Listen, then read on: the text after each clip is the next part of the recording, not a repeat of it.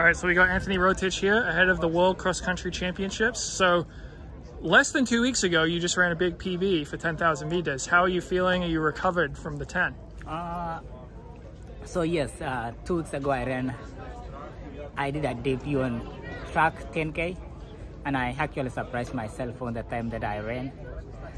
I was only going to that race because so since I was training for this World Cross Country, so I was like, I can as well do a 10K just to get my legs moving. And I surprised myself on the time that I ran. I just realized that the 10K was a little bit easier than what I thought. Yes, but coming out from that race, after that race, I did not do any workout. I was just trying to recover because I told myself, I think my legs are ready to move when the time is right on this race. So I was just trying to recover as much as possible. Yes. Yeah. So you've done no workouts since then? No workout. Okay. I have been just doing like a easy runs. Yeah. Yes. Trying to get back my legs. If I can gain at least 80% of what I had on that race 2 weeks ago, I think I'll really do good here. Yeah. Yes. What were your expectations going into that one? What do you think you could run? So initially I was put in it too, and the coach Scott had to talk to the race director if they could put me in it one. But I'm glad that finally when I got into it one, I told myself, I'll just hang with this pace as much as I can. Yes. Yeah. So a lot of athletes, or at least a few, have said they didn't want to try to run World Cross Country because, you know, they were focused on the 10. Do you think I mean, you're here doing both. Like, do you think it's possible to run that and then bounce back later and do this one as well? It's actually possible. Yeah. So cross country is always the basis of like a strength. So I realized that if you have that strength from cross country, you can transition to track easily. Yeah. Because I was not getting ready for the 10. I was just getting ready for this cross country. So all the workouts that I was doing, I was not actually doing workouts that were for the 10, but for this cross country.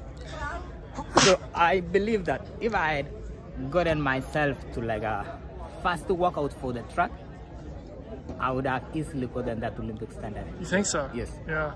And do you think you will move up in distance? Would you try the 5K or 10K now, or are you going to stick with the steeplechase?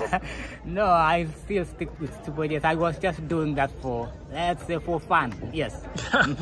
A lot of people would take that 27:08 for fun.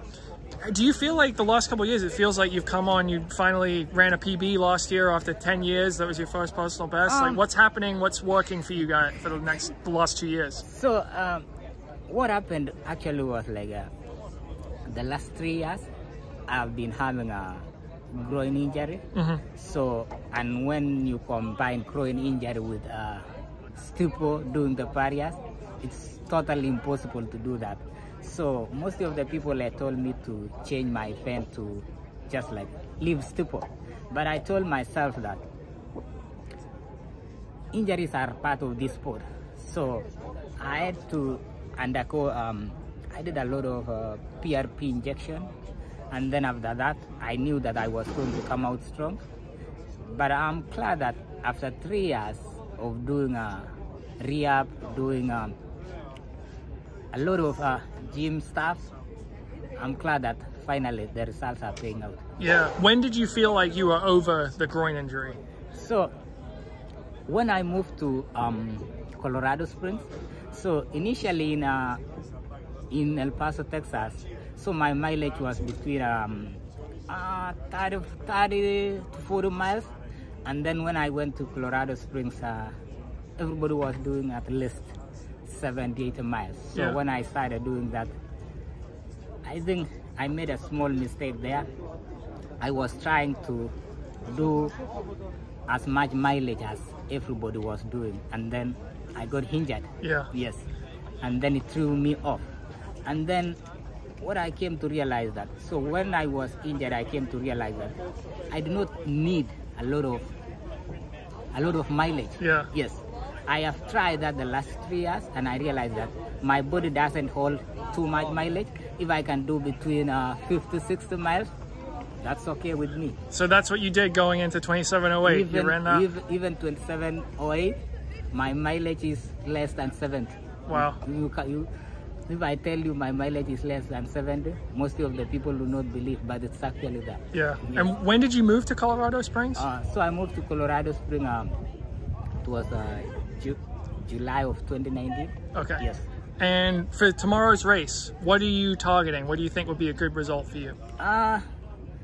So last year I did a world cross country in Australia. The course was brutal and unfriendly. But after going through this course today, I realized that I think it will benefit me actually. It's a flat, it will be fast, and my legs just came from 2708. That's why I'm saying if I can get back like even 80% of that 2708, I think I will do really good here. Yeah. Yes, it's a fast course. And the hay bales, will you just hurdle them or will you try to dodge them? Like I'm telling myself right now, the stupid just started here.